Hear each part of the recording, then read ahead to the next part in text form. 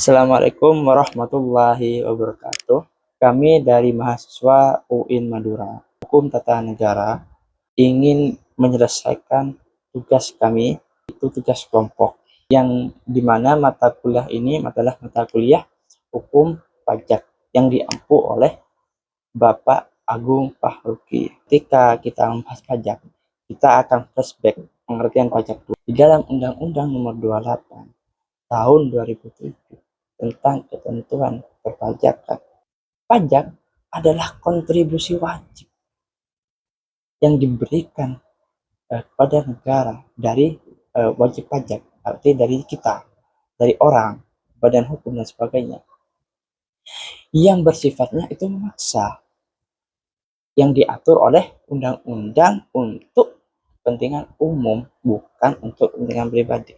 Jadi memang pajak ini tidak dirasakan langsung oleh kita, tetapi fasilitas-fasilitas yang ada, fasilitas yang diberikan negara oleh kepada kita, itu adalah uang kita. Pajak itu kita berjalan ke Surabaya, berjalan ke luar kota, lewat jalan, sehingga mempermudah untuk mencapai tujuan. Nah, fasilitas umum lainnya apa? Fasilitas umum lainnya seperti di taman-taman, ada lampu-lampu. Kalau tidak ada lampu, kalau malam-malam gelap, itu pajak.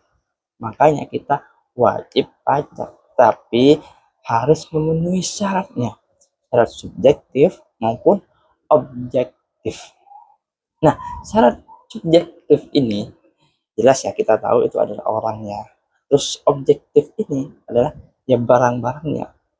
Nah, nanti ada pajak penghasilan, bukan bahasan kita ini. Sekarang bahasan kita penetapan dan ketetapan pajak. Kenapa kita harus wajib pajak, harus membayar pajak?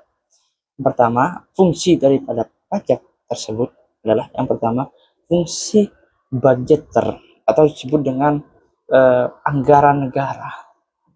Pendapatan terbesar negara itu adalah dari pajak.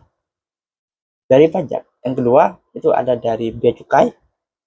Terus yang ketiga ada dari badan usaha milik negara atau disebut dengan BUMN, dari labanya, dari denda dan sebagainya, sumber-sumber lainnya, kekayaan alam juga di PT Freeport dan sebagainya, timah, pokoknya kekayaan alam yang ada di Indonesia ini, di daerah teritorial Indonesia ini. Tuh. Nah, yang kedua apa? Fungsi pajak itu adalah regulation atau disebut dengan mengatur negara dalam hal ekonomi. Jelas ya, kalau sudah ekonomi itu menghambat inflasi, terus mempermudah ekspor dan impor, itu mengatur.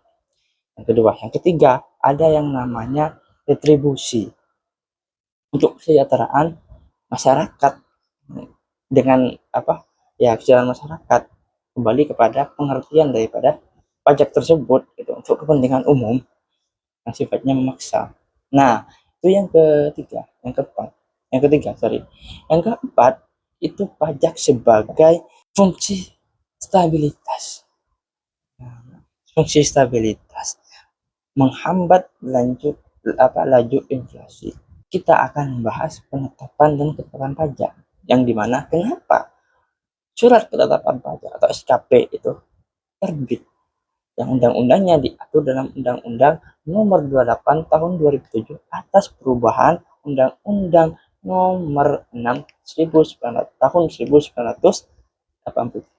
Itu sudah dirinci, diatur sedemikian rupa tentang ketentuan umum perpajakan. Artinya kita surat ketetapan, mengapa kok ada ketetapan pajak kurang bayar, surat ketetapan kurang bayar, atau juga sebaliknya surat ketetapan lebih bayar gitu. Jadi, kita akan bahas itu ke teman-teman kita yang akan bahas itu. Assalamualaikum warahmatullahi wabarakatuh. Di sini saya izin menjelaskan apa sih itu KUP pasal 12 ayat 1. KUP di sini yaitu kewajiban pajak. Pasal 12 ayat 1 menyatakan bahwa setiap orang yang wajib membayar pajak harus membayar pajak yang terhutang sesuai dengan aturan perpajakan tanpa harus menunggu surat ketetapan pajak. Artinya, Anda tetap wajib bayar pajak meskipun belum menerima surat resmi pemberitahuan. Terus yang kedua yaitu SKP, Surat Ketetapan Pajak. Surat ketetapan pajak ini ialah surat resmi dari otoritas pajak yang menjelaskan jumlah pajak yang harus dibayarkan. Ada 3 jenis SKP. Yang pertama yaitu surat ketetapan pajak kurang bayar, dan yang kedua ada surat ketetapan pajak kurang bayar, dan yang ketiga ada surat ketetapan pajak nihil atau surat ketetapan pajak lebih bayar. Baik, saya akan menjelaskan tentang SKPKB, SKPKBT, SKPN, dan juga SKPLB. Nah, SKPKB yaitu surat ketetapan yang meliputi surat ketetapan pajak kurang bayar, yang dimana SKPKB ini yang menentukan besarnya jumlah pokok pajak dan jumlah kredit pajak dan juga jumlah kekurangan pembayaran pokok pajak dan juga sanksi administrasi jumlah pajaknya. Nah, yang kedua ada SKPKBT. Nah, di mana SKPKBT ini surat ketetapan pajak yang menentukan tambahan atas jumlah pajak yang sudah ditetapkan begitu. Yang ketiga ada SKPN. Nah, SKPN ini surat ketetapan pajak nihil, yang dimana surat ketetapan pajak yang menentukan jumlah besarnya pokok pajak dan juga jumlah kredit pajaknya dan juga pajak tidak berutang dan tidak ada kredit pajaknya. Yang keempat ada SKPLB, yang dimana SKPLB itu surat ketetapan pajak kurang bayar. Nah, SKPLB ini adalah pajak yang menentukan jumlah kelebihan pembayaran pajak karena jumlah kredit pajak lebih besar daripada pajak yang terutang atau seharusnya tidak terutang begitu. Melanjutkan dari materi selanjutnya yaitu tentang SKPKBT, yaitu surat ketetapan pajak kurang bayar tambahan. SKPT ini diterbitkan ketika hasil pemeriksaan pajaknya menunjukkan adanya tambahan kurang pembayaran pajak setelah SKPKB, yaitu surat ketetapan pajak kurang bayar sebelumnya diterbitkan. Ini berarti setelah koreksi lebih lanjut ditemukan bahwa pajak yang seharusnya dibayar ternyata lebih besar dari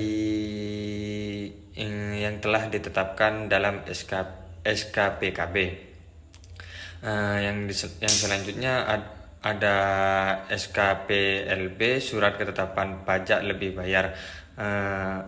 Diterbitkan ketika hasil pemeriksaan pajak ini menunjukkan bahwa jumlah pajak yang telah dibayar lebih besar daripada jumlah pajak yang seharusnya terutang berdasarkan hasil pemeriksaan. Dengan kata lain yaitu wajib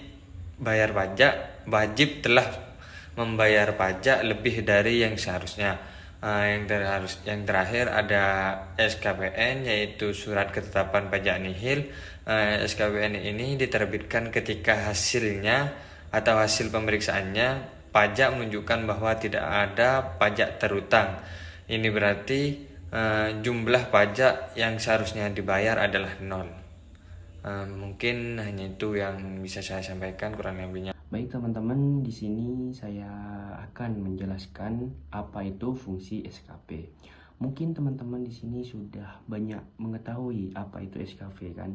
SKP itu sudah dijelaskan oleh materi sebelumnya, dan di sini saya akan bertugas menjelaskan fungsi dari SKP itu sendiri.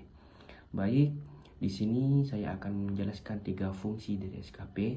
Yang pertama, fungsi peneguhan hukum, di mana SKP itu memiliki kekuatan hukum yang mengikat bagi wajib pajak. Sedangkan wajib pajak itu yang menerima SKP itu wajib untuk memahami ketentuan yang tercantum dalam SKP. Seperti itu teman-teman. Yang kedua yaitu fungsi penerapan. Bagi teman-teman yang belum paham fungsi dari SKP itu, fungsi penerapan SKP itu bagaimana? Di sini saya akan menjelaskan.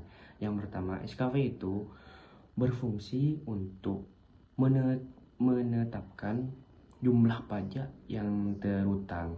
Jumlah pajak yang terutang tersebut nantinya akan menjadi dasar untuk menghitung jumlah pajak yang harus dibayar oleh wajib pajak, seperti itu. Dan yang terakhir itu yaitu fungsi perlindungan hak wajib pajak. Bukan hanya fungsi penerapannya ya, di sini juga ada fungsi perlindungan hak wajib pajak, di mana SKP itu berfungsi untuk melindungi hak-hak wajib pajak, seperti itu. Wajib pajak yang merasa keberatan terhadap SKP yang keterlibatan oleh DJP itu dapat mengajukan keberatan atau banding, seperti itu teman-teman. Atau teman-teman nanti misalnya ada keberatan dalam penerapan SKP dalam pajak. Nah, di situ teman-teman bisa langsung menghubungi SKP tersebut. Seperti itu teman-teman. Baik, sekian penjelasan fungsi SKP dari saya. Kurang lebihnya mohon maaf. Assalamualaikum warahmatullahi wabarakatuh.